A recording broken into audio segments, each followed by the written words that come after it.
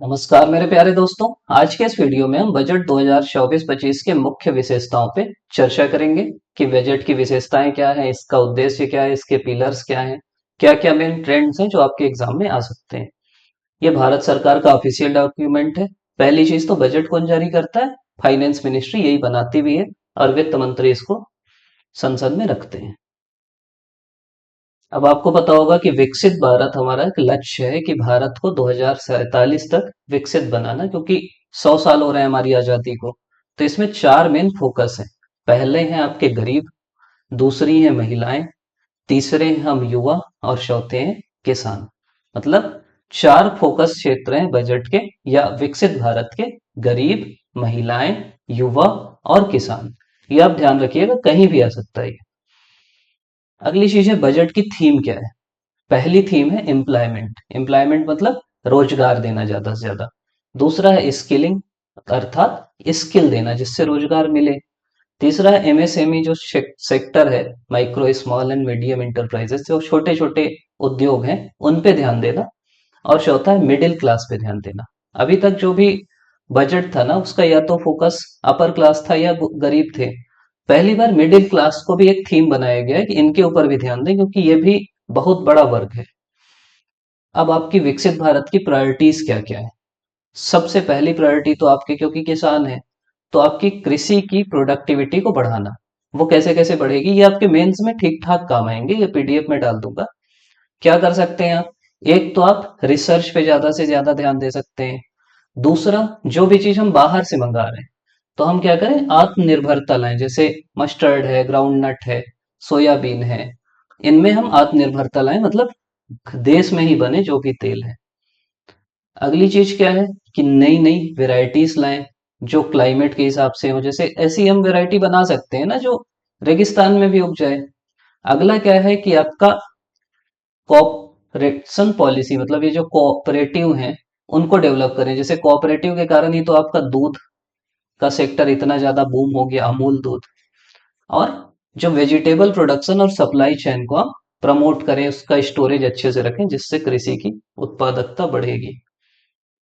इसके अलावा और क्या है, तो वो है नेचुरल फार्मिंग। नेचुरल फार्मिंग तो आप सुने होंगे कि नेचर के हिसाब से खेती करना। ये जो क्या बोलेंगे, पेस्टिसाइड्स हैं, फर्टिलाइजर्स हैं, उनका उपयोग कम करें। इसके अलावा प्रोडक्शन एक्सपोर्ट में ध्यान दें और डिजिटल पब्लिक इंफ्रास्ट्रक्चर पे ध्यान दें। अगली चीज है आपका एम्प्लॉयमेंट एंड स्किलिंग। मतलब कैसे आप एम्प्लॉयमेंट कैसे कैसे सरकार बढ़ाएगी। तो उसमें अलग अलग चीजें हैं कि जो भी नई इंट्रेंट है फॉर्मल सेक्टर में, उनको ये सब आप स्कीम ए दोगे। स्कीम बी है जॉब क्रिएशन मैन्युफैक्चरिंग में, मतलब जो पहली बार एंटर किए फॉर्मल सेक्टर को, उनको कुछ कुछ इंसेंटिव सरकार दे रही। जो मैन्युफैक्चरिंग है उसमें जॉब क्रिएशन की बात कर रही। इसके अलावा जो एम्प्लॉयर है उनको सपोर्ट दे रही। तो ये स्कीम ए बी सी करके सभी को सपोर्ट मिल रहा है। स्किलिंग में क्या क्या है कि 20 लाख युवा जो हैं उनको अगले 5 साल के पीरियड में स्किल बनाया जाएगा। 1000 industrial training institute hub and spoke model पे बनाए जाएंगे। कोर्स बनाए जाएंगे जो आपके इंडस्ट्री की नीड पे हो। अभी क्या है कि लोग पढ़ तो रहे हैं, लेकिन जो इंडस्ट्री की जरूरत है ना, उसको पूरा नहीं कर पा रहे हैं। फिर क्या है, inclusive human resource development and social justice. मतलब आप क्या करोगे कि जो ह्यूमन रिसोर्स है ना, उसको इंक्लूसिव तरीके से डेवलप करोगे। इसमें क्या क्या क्या है, पूर्वोदय मतलब विकास भी, विरासत भी। इसका मतलब क्या है कि जो ईस्टर्न पार्ट के हैं, जैसे ईस्टर्न स्टेट जो जिनको गरीब राज्य कहा जाता है, जैसे बिहार हो गया, झारखंड हो गया, पश्चिम बंगाल हो गया, उड़ीसा हो गया, आंध्रा हो गया, इनको ऊपर उठाना। समझ रहे हैं कि पूर्व के राज्य जनरली माना जाता है कि गरीब हैं, इनको ऊपर उठाना। इनको अलग अलग, आपका जैसे प्रधानमंत्री जनजाति उन्नत ग्राम अभियान, इसमें क्या है, जो ट्राइबल कम्युनिटी है 63,000 गांवों की, उनको बेनिफिट करना। इसके अलावा इंडिया पोस्ट पेमेंट बैंक है, उसको नॉर्थ ईस्ट रीजन में, क्योंकि ये भी आपका पिछड़ा इलाका है, तो वहां स्थापित करना। आंध्र प्रदेश रीऑर्गेनाइजेशन एक्ट आया जिसमें आंध्र प्रदेश को सपोर्ट दिया गया। अब ये भी बोला जा रहा है क्योंकि टीडीपी का सपोर्ट है सेंट्रल गवर्नमेंट में, तो आंध्र प्रदेश बिहार को ज्यादा ध्यान दिया गया, लेकिन पॉलिटिकल रीजन अपनी जगह है। ये एक्ट आया जिससे इनको 15,000 करोड़ का सपोर्ट दिया जाएगा। फिर क्या है, मैन्युफैक्चरिंग एंड सर्विस में क्या क्या होगा, क्रेडिट गारंटी स्कीम होगी, आपका ट्रेड्स की बात की गई है, एमएसएमई सेक्टर को क्रेडिट दिया जाएगा, मतलब जो छोटे उद्योग है ना, मुद्रा लोन की बात की गई है। ठीक, मुद्रा लोन आप सुने होंगे ना, तो इसमें जो तरुण कैटेगरी है उसमें उसमें पहले 10 लाख तक का लोन मिलता था, उसको बढ़ा के 20 लाख कर दिया गया है। तो ये अलग अलग प्रायोरिटी है। अर्बन डेवलपमेंट के लिए ये सब है, वाटर मैनेजमेंट करेंगे, transit oriented, street market, stamp duty, या पीडीएफ में देख लीजिएगा, जब मेंस पे हम लोग ज्यादा फोकस करेंगे तो ये अच्छे से बता देंगे। हाउसिंग के लिए क्या है, पीएम आवास योजना 2.0 लॉन्च की गई है। एनर्जी सेक्टर के लिए क्या है, देख लीजिए, प्राइवेट सेक्टर को न्यूक्लियर एनर्जी में लाया गया है, पंप स्टोरेज पॉलिसी लाई गई है, एयूएससी थर्मल पावर प्लांट लाया गया है, एनर्जी ऑडिट की बात की गई है। तो ये हम लोग एनर्जी सेक्टर पे ध्यान दे रहे हैं। फिर इंफ्रास्ट्रक्चर के लिए क्या किया गया है, देखिए कितना पैसा, ये देखिए, इकाई दही सैकड़ा हजार 10,000 लाख 10 लाख 11 लाख 11,000 111 करोड़ इंफ्रास्ट्रक्चर पे दिया जा रहा है। ये आपके ध्यान के लिए कि 3.4% ऑफ जीडीपी। ये जीडीपी का कितना है, तो ये जीडीपी का है 3.4%। 1.5 lakh crore long term interest free loan दिया जा रहा है रिसोर्स एलोकेशन के लिए। और फेज 4 आ गया है पीएम जीएसवाई का, तो ये आपको ध्यान रखना है। फिर इरिगेशन के लिए सब कार्यक्रम है आपके, खेती के लिए Kosi Mechi intra state link, तो ये पूछ सकता है आपको, कोसी मेची कौन सा, किस राज्य में है वो बताइएगा कमेंट सेक्शन में। फिर इंफ्रास्ट्रक्चर में क्या क्या है, एक तो टूरिज्म, क्या क्या बना रहे हैं, विष्णु पाद temple corridor, Mahabodhi temple corridor. किस टाइप का, जैसे काशी विश्वनाथ टेम्पल है ना वैसे। राजगीर को आप डेवलप करने का प्रयास कर रहे हैं, नालंदा को कर रहे हैं, और उड़ीसा की ब्यूटी को, टेम्पल को, मॉन्यूमेंट को अच्छा करने का प्रयास हो रहा है। इनोवेशन में अलग अलग काम है, जैसे अनुसंधान नेशनल रिसर्च फंड बनाया गया है जिससे आप रिसर्च पे ज्यादा से ज्यादा ध्यान दे सकें। फिर आपका नेक्स्ट जनरेशन रिफॉर्म क्या क्या है, एक तो लैंड रिकॉर्ड, जो अर्बन एरिया में लैंड रिकॉर्ड है उसकी जीआईएस मैपिंग होगी, मैप डिजिटलाइजेशन होगा, लैंड रजिस्ट्री का इस्टेब्लिशमेंट होगा, इसके अलावा भू आधार होगा, सभी लैंड के लिए भू आधार होगा। मैपिंग मतलब समझ लीजिए सभी को मैपिंग कर दिया जाएगा, आधार से लिंक कर दिया जाएगा। अब आपका ये देखिए कि क्या क्या, अगर हम डाटा में देखें तो improvement in current account deficit, तो ये ईयर वाइज दिया गया है कि 23 में ये था, माइनस में ही चल रहा है, और 24 में ये, तो आप बस ट्रेंड समझिए कि हमारा जो करेंट चालू खाता है वो लगातार ना तो बढ़ रहा है ना तो घट रहा है, घट बढ़ रहा है। इस चित्र से आप ये तो समझ सकते हैं कि ये है ना, कि ये पहले 15 से 16 बढ़ा, फिर घटा 19 तक, फिर बढ़ गया 21 तक, फिर 23 तक घटा, फिर बढ़ गया। तो इसकी प्रवृत्ति घटने बढ़ने की है। सेम आपका ग्रोथ रेट का भी है, जीडीपी ग्रोथ रेट, कि देखिए ये ये ये, मतलब ये भी आपके प्रवृत्ति क्या है, घटने बढ़ने की है। अभी क्या है, 8.2%, 8.2% हमारी जीडीपी ग्रोथ का अनुमान है। ये एक्सपांशनरी पीएमआई इंडेक्स, ये जो मैन्युफैक्चरिंग इंडेक्स है ये भी बढ़ रहा है। ग्रॉस एनपीए जो है शेड्यूल कमर्शियल बैंक का, वो कम हो रहा है। ये आप सीधा सीधा ट्रेंड देख सकते हैं कि 18 के बाद से लगातार जो एनपीए, मतलब बैंक का जो नॉन परफॉर्मिंग एसेट है, वो कम हो रहा है। इन्फ्लेशन भी अगर हम देखेंगे तो 22 में जो 6.7 थी वो 5.4 हो गई, मतलब इन्फ्लेशन भी कम हो रही। फिजिकल डिफिसिट भी देखेंगे तो ये भी कम हो रहा है। 21 में 9.2 था, 6.7, 23 में 6.4 और 5.6। तो आपका जो फिजिकल डेफिसिट है, राजकोषीय घाटा है, जो हम ऋण लेते हैं बाकी जगह से, वो भी कम हो रहा है। तो ये मेन ट्रेंड है जो आपको जानना चाहिए कि भाई ये मेन चीजें हो रही। अब टैक्स प्रपोजल में क्या है, तो एक तो है कि जो इनकम टैक्स एक्ट है इसको रिव्यू किया जाए, सिंप्लीफिकेशन हो चैरिटीज में, टीडीएस में, लिटिगेशन अपील का प्रोसेस अच्छा हो और टैक्स बेस बढ़े। मतलब सरकार का प्रयास ये है कि आपका जो टैक्स है ना वो बढ़े, मतलब ज्यादा से ज्यादा लोग टैक्स दें तो अपने आप टैक्स मिलने लगेगा अच्छे से। तो वही, क्या क्या कस्टम ड्यूटी में चेंज है ये आपको यहाँ से दिख जाएगा, किसमें कितना चेंज किया।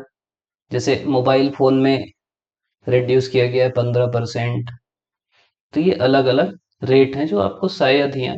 फिर ये डायरेक्ट टैक्स में जो प्रपोजल आए वो आपको जानना चाहिए कि डायरेक्ट टैक्स में क्या क्या प्रपोजल है।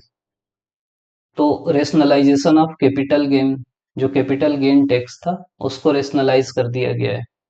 दूसरा, एम्प्लॉयमेंट एंड इन्वेस्टमेंट को जोड़ा गया है।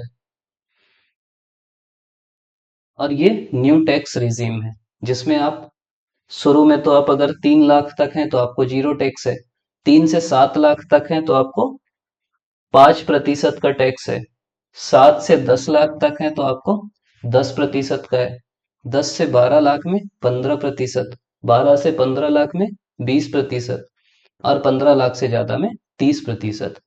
इसके अलावा जो पहले स्टैंडर्ड डिडक्शन 50,000 का मिलता था वो अब बढ़ा के 75,000 का कर दिया गया है। जो टैक्स में डिडक्शन मिलता था वो अब बढ़ा के 75,000 कर दिया गया है। और जो फैमिली पेंशन फॉर पेंशनर का डिडक्शन था वो 15,000 से बढ़ा के 25,000 कर दिया गया है। एक ये चित्र है जो आपको याद रहना चाहिए कि रुपए कहाँ कहाँ से हमारे देश में आ रहा है। ठीक, रुपए का कितना प्रतिशत कैसे कैसे आ रहा है, ये सवाल सीधा सीधा पूछता है। तो सबसे ज्यादा कहाँ से आ रहा है, बताओ कहाँ से आना चाहिए सबसे ज्यादा। तो सबसे ज्यादा टैक्स रुपए आ रहा है, मतलब एक होता है ना कि पैसा कहाँ से आ रहा है और कहाँ जा रहा है। तो पैसा आ रहा है आपके सबसे ज्यादा बोरोइंग से, मतलब उधार से। इसीलिए दिक्कत होती है कि अब 27% आपकी उधारी है। सेकंड कहाँ से आ रहा है, इनकम टैक्स से, आयकर से, लोगों से जो इनकम टैक्स लेते हैं उससे आ रहा है। तीसरा कहाँ से आ रहा है, जीएसटी और अदर से, 18%। चौथे नंबर में क्या है, कारपोरेट, जो बड़ी बड़ी कंपनियां टैक्स देती हैं, कारपोरेशन टैक्स, वहां से 17%। फिर है नॉन टैक्स रिसिप्ट से 9%। उसके बाद फिर 5% आपका है union excise, 5% union excise duty, 4% क्या है कस्टम ड्यूटी, और 1% नॉन डेप्ट। तो वो आपको पता रहना चाहिए कि क्या है। तो सबसे पहले बारो, फिर है इनकम टैक्स, उसके बाद क्या है जीएसटी, फिर है कारपोरेशन। तो ये ट्रेंड आपको पता रहना चाहिए। कभी कभी होता है कि निगम कर से ज्यादा आता है, तो निगम कर से कम आ रहा है, इनकम टैक्स से ज्यादा आ रहा है। ठीक, अगली चीज है कि पैसा जा कहाँ रहा है। आ तो गया, चलिए यहाँ यहाँ। हाँ भाई, जहां से आएगा वहीं जाएगा भी ना। तो सबसे ज्यादा पैसा जा रहा है state shares of tax and duties, मतलब जो राज्यों का शेयर है वो 21% है। केंद्र सरकार के बजट की बात है। दूसरा, आप क्योंकि ऋण ले रहे हैं तो उसको चुकाओगे भी ना, उसका ब्याज। तो दूसरे नंबर में 19% हम ब्याज चुका रहे हैं। मतलब समझ लीजिए, अगर कोई गणित का नहीं है तो अगर आपके पास 100 रुपए सरकार के पास है, तो 21 रुपए वो दे देते हैं राज्यों को, 19 रुपए वो दे देते हैं इंटरेस्ट चुकाने के लिए, फिर 16 रुपए दे देते हैं सेंट्रल सेक्टर स्कीम को। उसके बाद कहाँ देंगे, 16%। फिर ये जो 8% है ये डिफेंस का है, ये 8% है सेंट्रली स्पॉन्सर्ड स्कीम का, 9% वित्त आयोग जो ट्रांसफर बोलता है वो वाला है, 9% अन्य व्यय है, 4% आपका पेंशन है, 6% सब्सिडी। तो एक क्रम आपको पता रहना चाहिए कि सबसे ज्यादा क्या है, तो जो राज्यों को देते हैं। दूसरे नंबर में क्या है, जो आप ब्याज देते हो। तीसरे नंबर में क्या है, सेंट्रल सेक्टर स्कीम है। चौथे नंबर में क्या है, जो ये वित्त आयोग वाला है। पांचवे में centrally sponsored scheme of defence. उसके बाद फिर सब्सिडी। तो ये आपको क्रम याद रहना चाहिए, इसकी आप स्क्रीनशॉट खींच लेना और ध्यान रखना।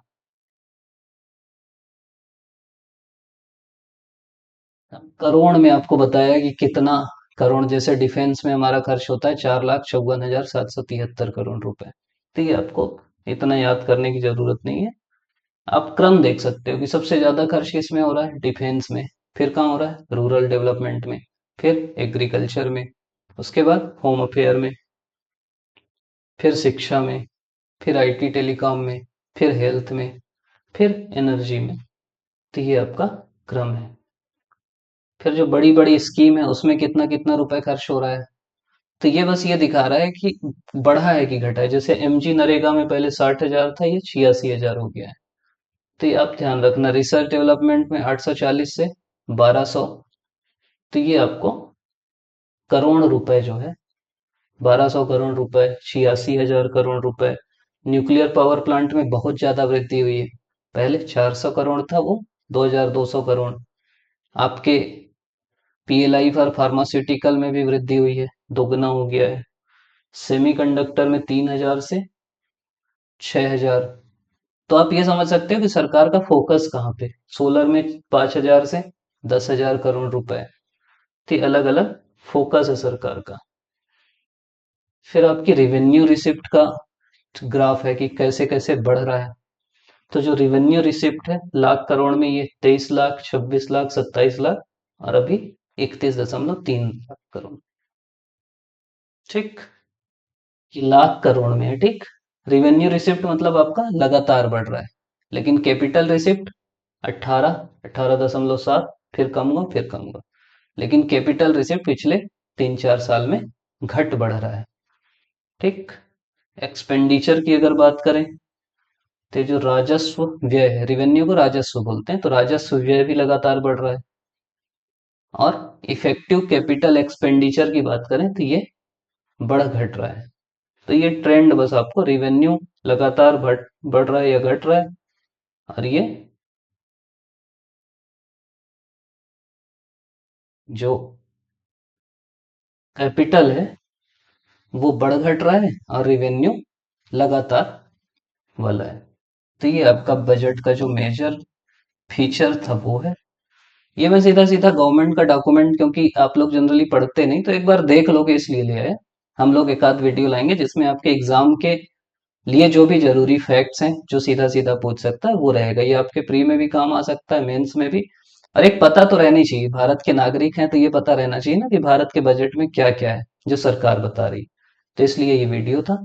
आप अभी तक देख रहे हैं, इसके लिए आपका बहुत बहुत धन्यवाद।